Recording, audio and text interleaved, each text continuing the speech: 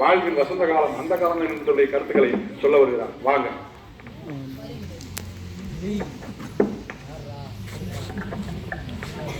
எங்கள் வாழ்வும் எங்கள் வளமும் நன்றாக தமிழ் என்று சங்கே முழங்கு.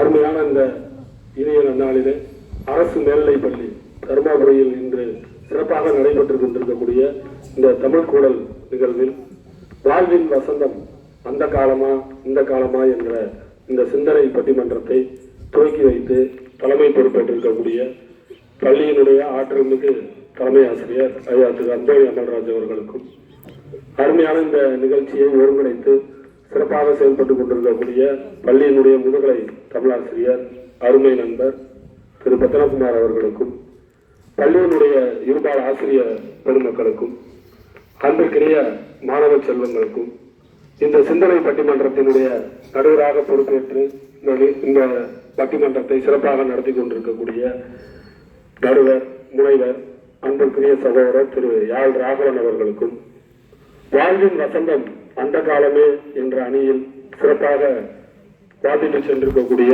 உங்கள் பள்ளியினுடைய மாணவி செல்வி சுபமலர்விழி அவர்களுக்கும், வாழ்வின் வசந்தம் அந்த காலமே என்று தெரிந்திருந்தும் வந்தாக இந்த காலத்தில் மாட்டிக்கொண்டிருக்கக்கூடிய வாதிட்டு அமர்ந்திருக்கக்கூடிய உங்கள் பள்ளியினுடைய 12ஆம் வகுப்பு மாணவி செல்வி பிரியதர்ஷினி அவர்களுக்கும், அன்புக்குரிய அன்பு தம்பி பன்முக கலைஞர் ஜிதேந்திரன் அவர்களுக்கும் எனது இனிய வணக்கத்தை உருவாக்கி கொள்கிறேன்.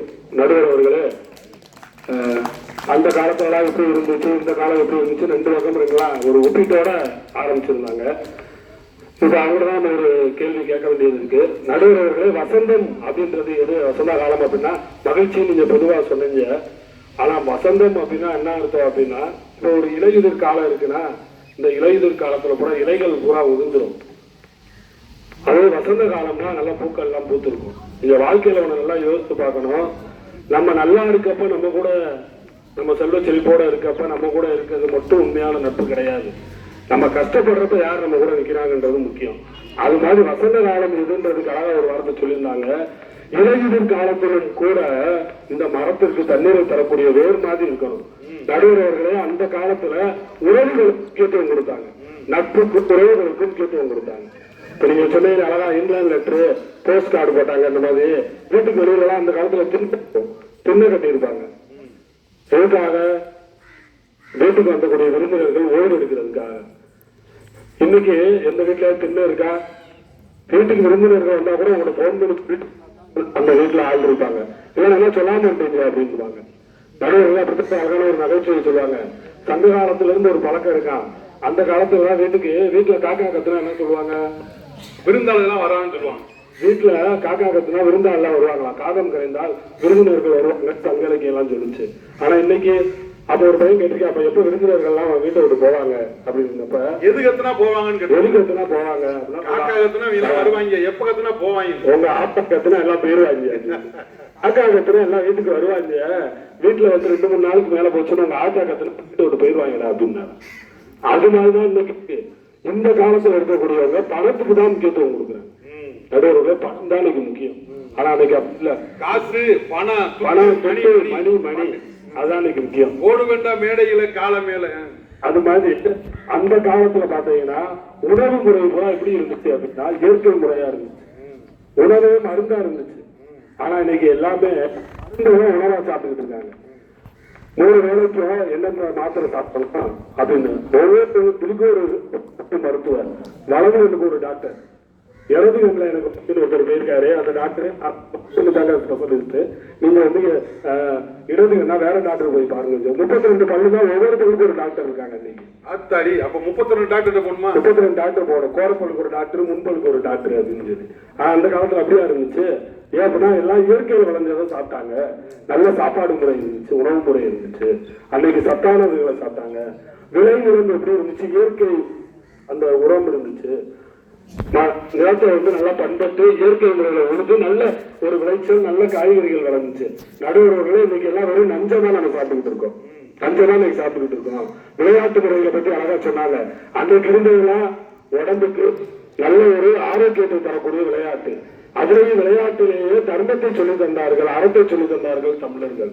எவ்வளவு விளையாட்டு இருந்துச்சு, அந்த விளையாட்டோட பேர்லாம் இன்னைக்கு இருக்க மாணவர்களுக்கு தெரியாது. கிட்டிப்புள் விளையாட்டுன்னா என்னன்னு தெரியுமா? தெரியும். அதுல அதப்புறம் இன்னைக்கு கிரிக்கெட் மாத்திட்டாங்க. கோழி கொண்டு விளையாட்டு, கோழி விளையாண்டுருக்கீங்களா? தெரியும், உங்களுக்கு எல்லாம் தெரியும். கோழி கொண்டு இருக்கீங்களா? அது மாதிரி பூத்தொழிக்க விளையாட்டு இருக்கு, விளையாண்டுருக்கீங்களா? கண்ணாமூச்சி விளையாட்டு, கண்ணாமூச்சி விளையாட்டு, கபடி,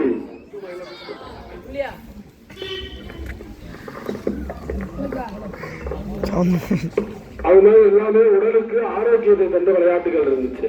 ஆனா இன்னைக்கு இருக்க விளையாட்டுகள் பூரா அழகா சொன்னாங்க, பூரா வெறும் செல்போன்ல விளையாடுற விளையாட்டா தான் இருக்கு. இன்னைக்கு பூரா எல்லாமே செல்ல தான் விளையாடக்கூடிய விளையாட்டு.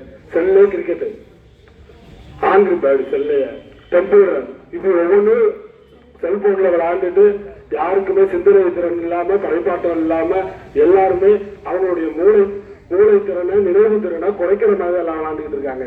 ஆனா அந்த காலம் அப்படி இல்லை, ஒரு தர்மத்தை சொல்லக்கூடிய ஒரு விளையாட்டாக இருந்துச்சு.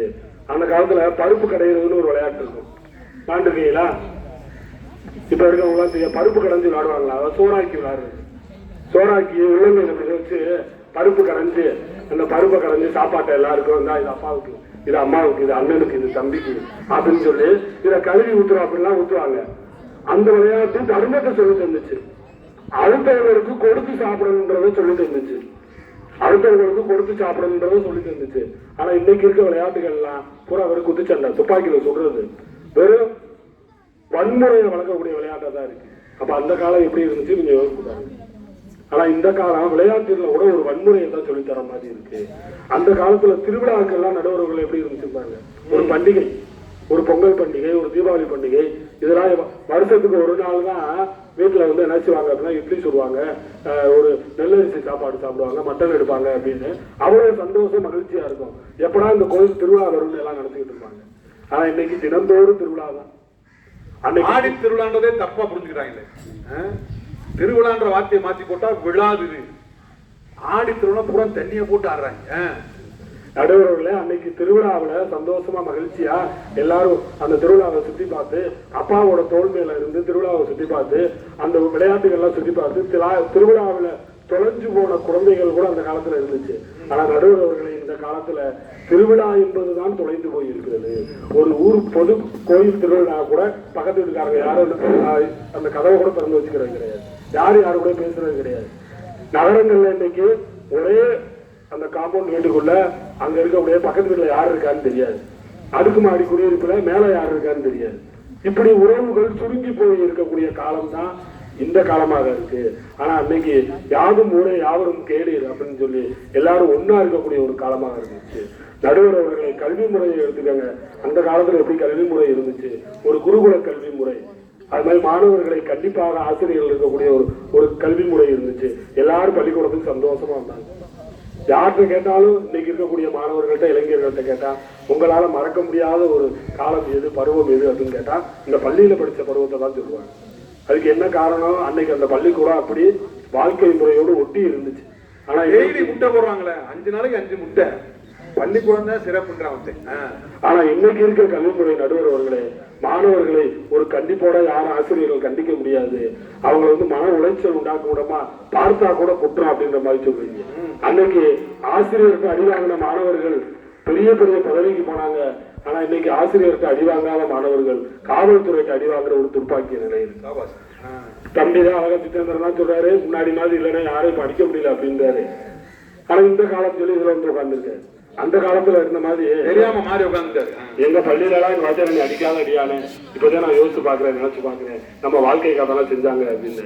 ஆனா இன்னைக்கு இந்த காலமேன்னு சொல்லி இங்க வந்து உட்கார்ந்துருக்காரு. இந்த காலத்துல யாராவது இப்படி கூர்மையை பார்க்க முடியுமானா பார்க்க முடியாது. அப்ப அன்னைக்கு எப்படி இருந்துச்சு கல்வி முறை, இன்னைக்கு எப்படி கல்வி முறை இருந்துச்சுன்னு சொல்லுங்க.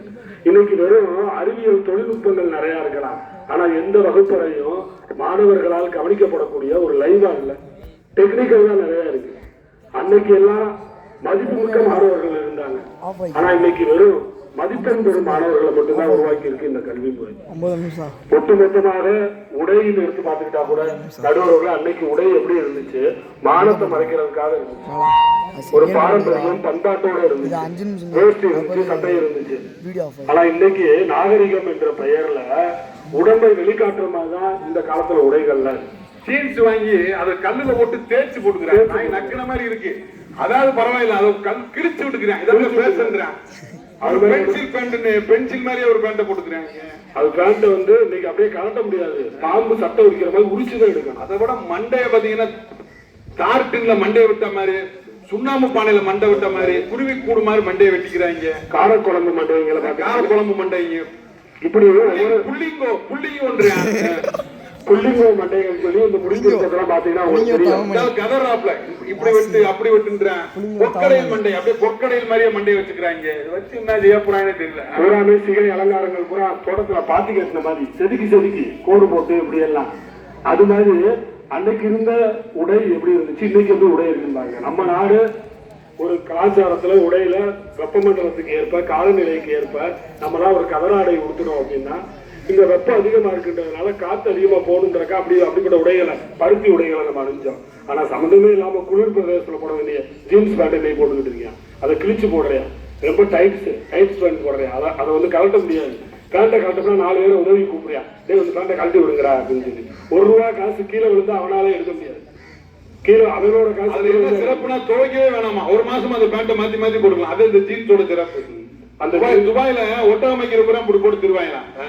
அந்த ஜீன்ஸ் கிழிஞ்சாலும் கலர் பேடானா தான் அதுல வந்து டிசைன் ஆகும். நல்லா இருக்க கலரை பெட்ரோல் ஊத்தி கலர் பேட் பண்றாங்க. இங்க கலர் இல்லாம இருக்கணும், அப்பதான் அது நல்லது அப்படின்னு. இப்படி இந்த காலம் முழுவதும் வெறும் அந்த உடைக்கும் உணவுக்கும் அதுக்கு சம்மந்தம் இல்லாத அளவுக்கு தான் மாறிக்கிட்டு இருக்கு. சத்துள்ள உணவுகளை தின்பதை விட்டு வெறும் ஃபாஸ்ட் ஃபுட்னு சொல்லி அதுல இருக்கக்கூடிய உணவுகளை சாப்பிட்டு வேகமா நோய்க்கு தான் ஆளாகிக்கிட்டு இருக்காங்க. உடைகள்லையும் எந்த கலாச்சாரமும் இல்லை, கல்வி முறையிலையும் ஒரு அறநெறி இல்லை. முழுக்க இந்த காலம் என்பது ஒரு பண்பாடு இல்லாத காலமாகவே இருக்கிறது. எனவே அந்த காலமே வாழ்வின் வசனம் என்று சொல்லி இந்த அருமையான வாய்ப்பிற்கு நன்றி கூறி விடைபெறுகிறேன். நன்றி, வணக்கம்.